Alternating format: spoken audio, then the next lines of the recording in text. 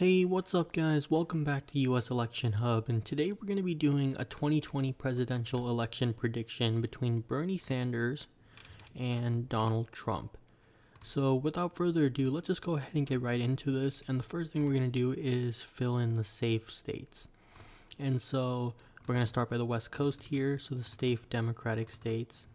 Then you have the East Coast. Hold on, let's also fill in Colorado and New Mexico. Those are likely going to be safe. I'll leave Colorado empty for now, but the East Coast is going to be strong Democratic. So let's go ahead and fill those in. Vermont, also his home state, that's going to be interesting. Another state, Illinois. And before we let's just go ahead and fill in the Republicans as well. These are going to be safe Republican states. So let's go ahead and fill those in. Texas is still going to be safe against someone like Bernie Sanders. I actually do believe it'll still be a safe state. Most of the South is still pretty safe. Hold on, not that one. West Virginia, Indiana, Missouri, Arkansas, Louisiana, and every other one of these leftover states is going to be probably competitive to some degree. Hold on, I forgot to do Hawaii and Alaska. There we go. And so this is the current matchup right now. Sanders 187 to Donald Trump 158. And so one thing I want to look at is Bernie Sanders is still pretty popular. If we look at the first poll from the Iowa Democratic primary or presidential caucus from 2020, remember this poll is really early out in December 2018.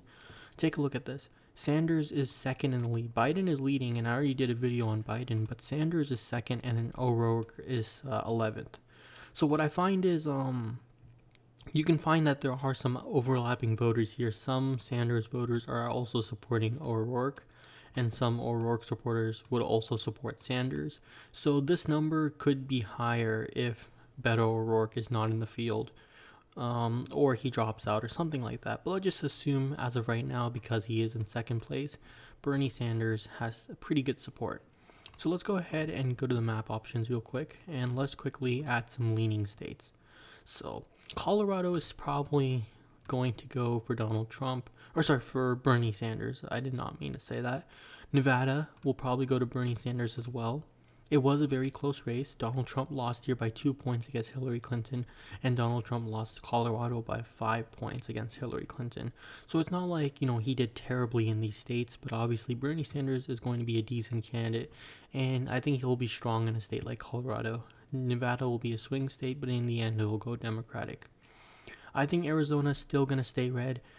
It voted for Donald Trump in 2016, and even in 2018, just because it elected a Democratic senator doesn't mean anything. The state is still pretty, leaning red. It's still in the leaning red column. Georgia is in the same boat, and North Carolina as well. They're all lean Republican states, and there's not that many noticeable trends. Georgia is getting a little more Democratic, but I don't think Bernie Sanders is the guy to turn the tide.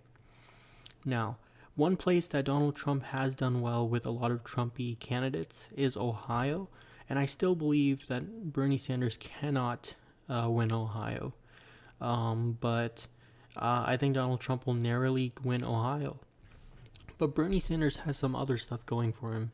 He is going to really be popular in the Rust Belt states, and I think he'll end up winning a lot of these states. And so Michigan, Wisconsin, and Pennsylvania will go to Bernie Sanders, Minnesota as well.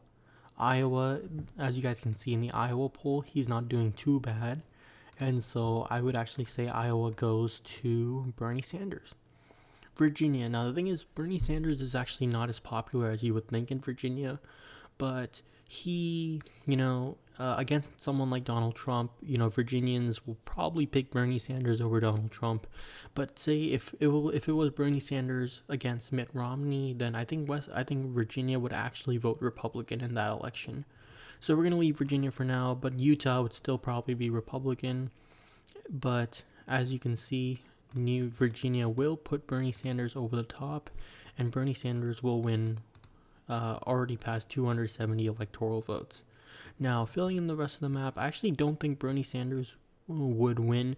Even a progressive candidate, as you guys can see in 2018, Andrew Gillum, who was endorsed by Bernie Sanders, by the way, he did not win in the 2018 midterms, which was a big Democratic year.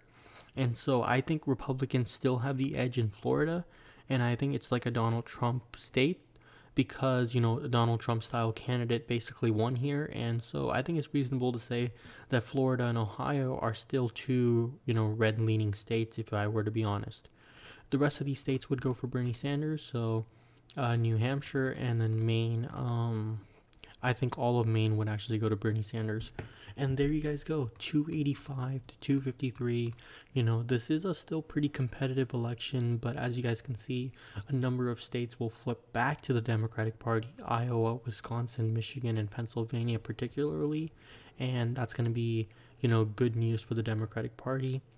But there also is probably going to be some infighting if that were to happen. Bernie Sanders is a progressive, or maybe even a democratic socialist, while there's tons of moderates in a lot of these states, particularly Virginia and Massachusetts. So there might be some turned off voters there.